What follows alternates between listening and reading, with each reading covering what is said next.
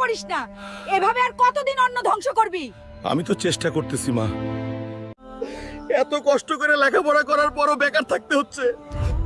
না পাইতেছি কোনো চাকরি, আর না পারতেছি কাউকে মুখ দেখাতে। না, এভাবে আর চাকরির আশায় বসে থাকে যাবে না, কিছু না কিছু করতেই হবে। তুমি আমায় ছেড়ে চলে যাচ্ছ হাল্ক? আমি তো বেকার, আমার মতো বেকার কোনো ছেলে তোমাকে ডিজার্ভ করে না। আমি যদি সফল হতে পারি তবে অবশ্যই ফিরে আসবো, পারলে অপেক্ষা করি। তুমি অবশ্যই সফল হবে হাল্ক, তোমার উপর আমার বিশ্বাস আছে। রাগ করে তো শহরে চলে আসলাম, এখন দেখি কেউ কাজে নেয় কিনা। ভাই, আমি গ্রাম থেকে আসছি, আপনাদের এখানে একটা কাজ হবে? না ভাই, যান, এখানে কোনো কাজ নেই। ভাই, আপনাদের রেস্টুরেন্টে একটা কাজ হবে? যে কোনো কাজ করতে আমি প্রস্তুত। ঠিক আছে, কিচেনে যাইয়া প্লেট পরিষ্কার কর। আজকে ভাগ্যের পরিহাসের জন্য এরকম কাজ করতে হচ্ছে, তবে আমি সফল হয়ে বৃদ্ধ বাবা মায়ের মুখে হাসি ফুটাবই এবং সাদিয়ার জন্য যোগ্য মানুষ হব। তোর ওই হালকা কবে সফল হবে ওর জন্য অপেক্ষা করে করে কি তুই বুড়ি হইবি? অনেক ভালো একটা সম্বন্ধ আসছে, কোনো কথা বলবি না, চুপচাপ কবুল করে ফেল। হাল্ক সারাদিন রেস্টুরেন্টে কাজ করে এবং রাত জেগে চাকরির প্রস্তুতি নিতে থাকে।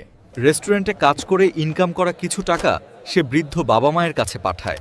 বস, কালকে আমার ছুটি চাই, একটা চাকরির পরীক্ষা আছে। কয়দিন পর পর তোরে এত ছুটি কি দেওয়া যায়?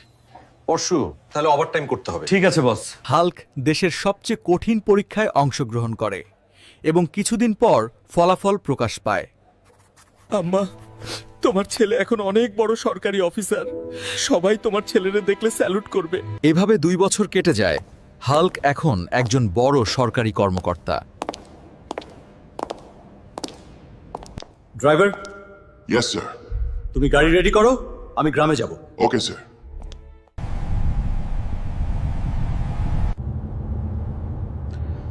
সাদিয়া হয়তো এতদিনে আমায় ভুলে গেছে। মা, তুমি কোথায়? দেখো, তোমার অপদার্থ সেই ছেলে এসে গেছে।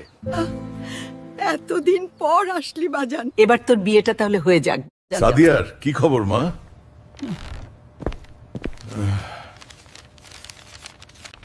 হাল্ক, তোমাকে অভিনন্দন অফিসার হওয়ার জন্য।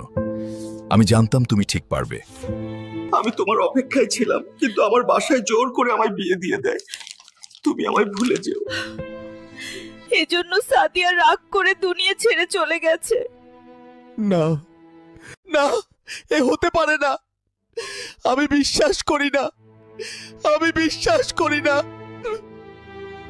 এভাবেই আমাদের জীবনের কিছু কিছু স্বপ্ন পূরণ হয়, আবার কিছু কিছু স্বপ্ন অপূর্ণই থেকে যায়।